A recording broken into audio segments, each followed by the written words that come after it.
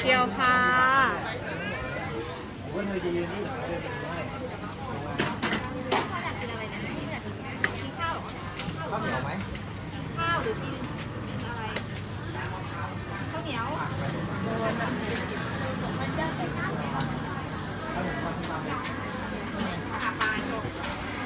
เข้าไปย่างขึ้นเผาได้เลยนะคะหมึกไม่เหนียวนะที่อร่อยอร่อย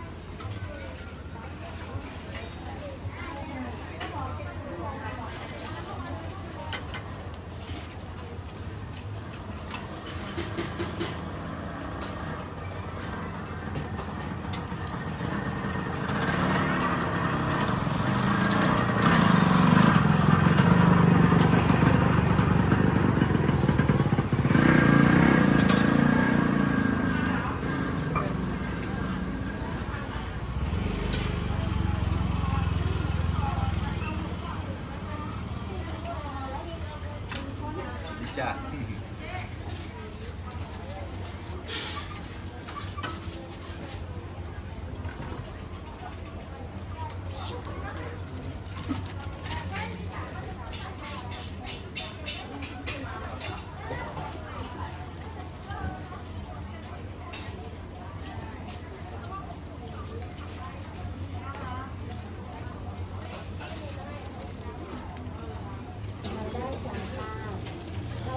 ร่วมได้นะคะ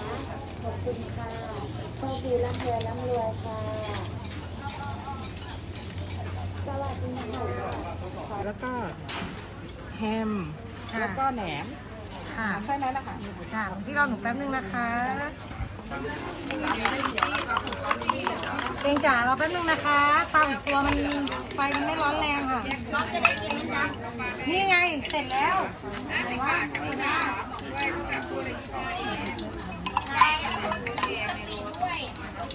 เอาจ้ะสาวตามสบายเลยค่ะ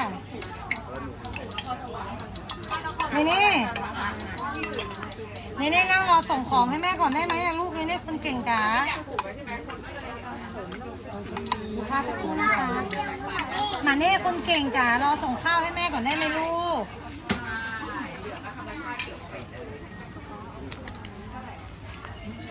โอ้โหสูงเลยดาเอ้ยพี่หวานเดี๋ยวให้เน่เอาไปส่งให้ที่ร้านเดี๋ยวหยิบผักได้ไหมอ่ะขอหยิบได้พี่หวานหยิบผักกับน้ำพริกไปก่อนก็ได้ให้น้าจะไปส่ง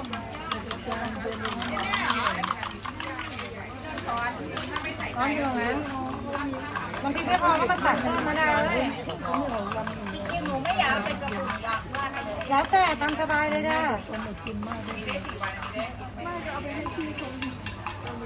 เนี่ยเดี๋ยวเอาไข่เจียวไปส่งให้คุณพี่หวานที่ร้าน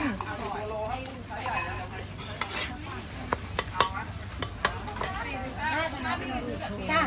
เรียกข้าวเอาใส่อะไรดีคะพี่ใส่กี่ใบดีจ้าเอาใส่อะไรบ้างจ้าจ้าสับมะเขือเทศหน่อยนะคะของพี่หวาน50 บาทนี่ค่ะสับกล่องอะไรคะพี่ไม่ใช่มันเหมือนกัน อันนี้ใบเตยอันนี้ก็สีธรรมชาติ ไข่แข็งเหมือนกันเนาะ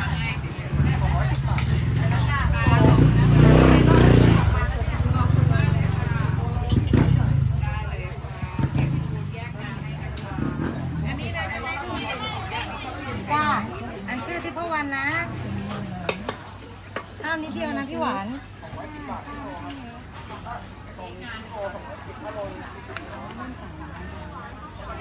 ปลาหมึกอร่อยนะคะพี่มาเดือนละหนค่ะอร่อยค่ะพี่ไม่เหนียวจ้าพี่หวาน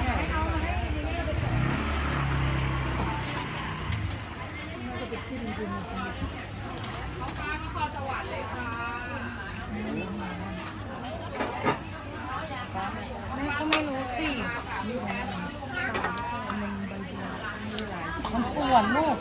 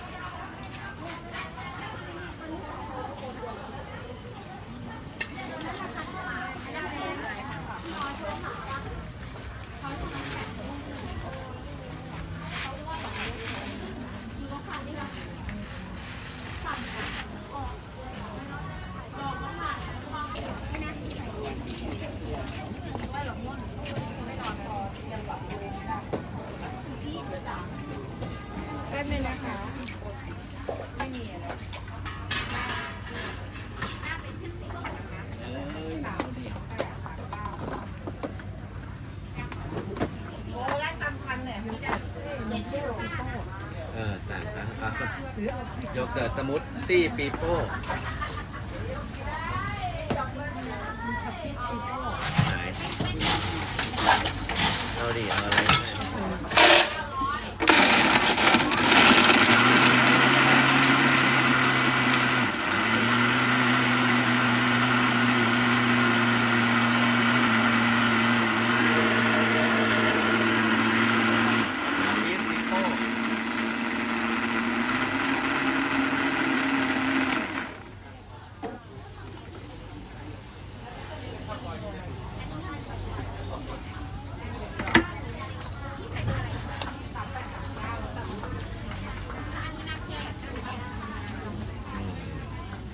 องพี่เอาไปทีละจกนะโยเกิร์ตสมูทตี้หมดโยเกิร์ตหมด เท่าไหร่อ่ะ 30 บาทสตรอเบอรี่